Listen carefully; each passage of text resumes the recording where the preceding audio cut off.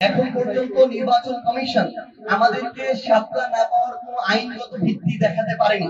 নির্বাচন কমিশন যদি তাদের মন মতো স্বেচ্ছাচারী আচরণ করে এটা বলে থাকে যে এনসিপি শাপলা পাবে না, আমরা মনে করি ওই স্বেচ্ছাচারী নির্বাচন কমিশন আগামী বাংলাদেশের সুষ্ঠু সংসদ নির্বাচন উপহার দিতে পারবে না। তার উপরে এই বাংলাদেশের জনগণের আস্থা থাকবে না, এনসিপির বিন্দুমাত্র আস্থা থাকবে না, এবং ওই নির্বাচন কমিশনকে পুনর্গঠন করেই আগামী নির্বাচনের দিকে যেতে হবে।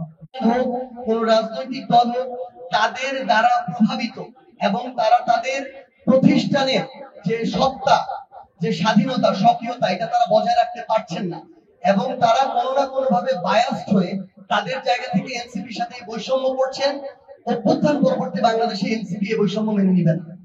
আমরা বারংবার বলেছি যে সময়সীমা নিয়ে এনসিপির কোনো সমস্যা নেই, ফেব্রুয়ারিতে নির্বাচন হলেও এনসিপির কোনো সমস্যা নেই, কিন্তু তার পূর্বে সরকারের যে গুরুত্বপূর্ণ দায়িত্বগুলো, যেটুকু না করলেই নয়, জুলাই সনদের আইনগত ভিত্তি দেয়া, জুলাই সনদের বাস্তবায়নের নিশ্চয়তা প্রদান করা, দৃশ্যমান বিচারিক প্রক্রিয়ার একটা বড় অংশ যেন কার্যকর আমরা দেখতে পারি, এই বিষয়গুলো দেখানো, এবং একটা সুষ্ঠু নির্বাচনের জন্য এই নির্বাচন কমিশন ওইটুকু তাদের স্বাধীনতা, স্বকীয়তা বজায় রেখে নিরপেক্ষ থাকবে, এইটুকু যদি তারা প্রমাণ করতে পারেন, দেখাতে পারেন, ফেব্রুয়ারিতে নির্বাচনে এনসিপি সমস্যা নেই।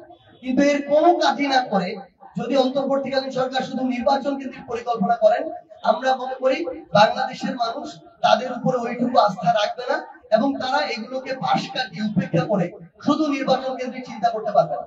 যেদিন জুলাই সনদের আইনগত ভিত্তি নিশ্চিত করা হবে এবং জুলাই সনদের বাস্তবায়নের যে প্রক্রিয়া সেটি নিশ্চিত করা হবে, গণভোটে যে নোট অফ ডিসেন্ট গুলো আছে জুলাই সনদের ক্ষেত্রে কয়েকটি জায়গায় বিএনপি, গণভোটে যদি জুলাই সনদের পক্ষে রায় আসে, সেদিন গণভোট যখন রায় দিবে জনগণের রায়, তখন নোট অফ ডিসেন্ট আর ম্যাটার করে না। যদি এইটুকু ক্লিয়ারেন্স দেওয়া হয় যে নোট অফ ডিসেন্ট ম্যাটার করবে না, গণভোটে যদি জুলাই সনদের পক্ষে রায় আসে তাহলে জুলাই সনদ বাস্তবায়ন হবে, এই কয়েকটা বিষয় যদি নিশ্চিত করা হয়, আমরা যে কোনো দিন জুলাই সনদে স্বাক্ষর করতে পারি। আমরা মনে করি ভারতীয় আধিপত্যবাদ প্রশ্নে এবং আওয়ামী লীগের প্রশ্নে এনসিপি আপসহীন ভাবে পূর্বের ন্যায় আগামীতেও লড়াই করে যাবে। এককভাবে জামায়াত কিংবা বিএনপি তাদের জায়গা থেকে এই লড়াইটি শক্তিশালী ভাবে চালিয়ে যেতে পারবে না, সেখানে এনসিপি এবং তরুণ প্রজন্মের উপস্থিতি আবশ্যক।